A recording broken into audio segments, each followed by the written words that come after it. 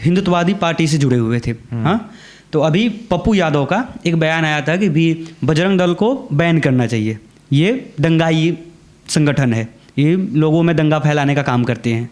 तो सर उन्हें आप क्या कहते हैं? अब इस बयान पर सबका अपना अपना बयान है, सब अपने। अब हमको भी कहोगे मान लीजिए कोई काम करना है तो हम उसमें अपने सुविधा के हिसाब से बयान देंगे, जब जो व्यवस्था में रहता है। अब पार्टी पॉलिटिक्स है तो इसमें मान लीजिए आप परिवार में ही हैं, तो परिवार में आप किसी व्यक्ति के प्रति आपका सोच आज कुछ है, कल वो अच्छा चार आपके लिए काम करते तो सोच बदल जाता है। तो राजनीति तो पूरा ओपन चीज़ है। अब पप्पू जी को आज दंगाई लग रहे हैं, कल के अच्छा लग सकते हैं, परसों खराब लग सकते हैं। ये अपना अपना स्टेटमेंट सुविधा के हिसाब से राजनीति में लोग देते रहते हैं, उस पर बहुत कमेंट करने से बहुत कोई फायदा नहीं है। सारे लोग, मेरा मानना बस इतना है कि सभी लोग अगर पॉजिटिव तौर पर, अगर कोई कास्टिस्ट है तो अपने कास्ट के लिए अच्छा काम कर दे, चार लड़कियों की शादी करा दे, 4 कमज़ोर लोगों को पढ़ा दे।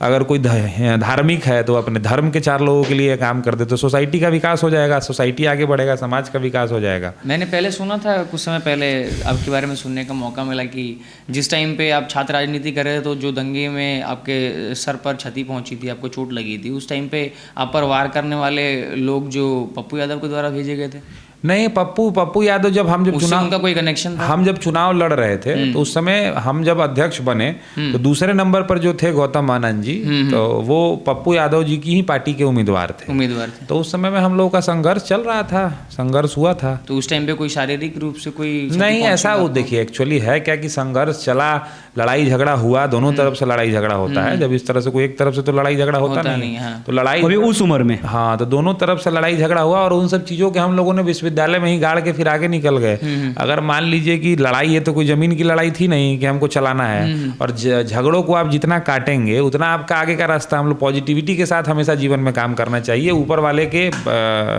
मतलब कृपा से ऐसा हमेशा फील किए हैं कि आप जितना इन सब चीज़ों को काट के चलेंगे तो उस झगड़ा को, अगर मान लीजिए जो लड़ाई हुआ, मेरा सर फटा, उस झगड़े को अगर हम ले करके चलें, या जब मेरे छात्र जीवन में कई घटनाएं घटी, किसी से अच्छा किसी से खराब, उस घटना को आप लेके अगर आगे चलेंगे तो फिर आप जीवन में उसी में उलझ के रह जाएंगे ना, आप आगे का काम नहीं कर पाएंगे। 2-3 बार लड़ाई झगड़ा हुआ पूरे चुनाव के प्रोसेस में।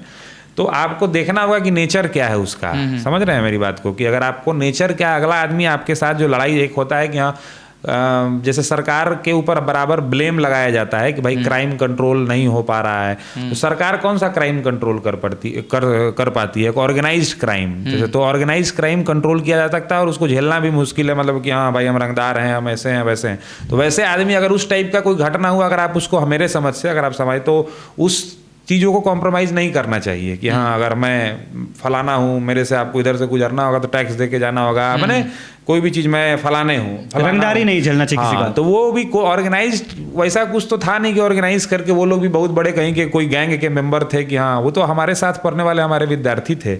तो हमारे जीवन में ये था कि हाँ हमारे साथ पढ़ने वाले विद्यार्थी थे, हमारे सहपाठी थे। चुनाव के दौरान हम लोग एक साथ पढ़ते थे, एक साथ रहते थे। वो दूसरे संगठन में, हम दूसरे संगठन में। उस समय घटना घटी, इस बात को खत्म करके हम लोग आगे बढ़ गए।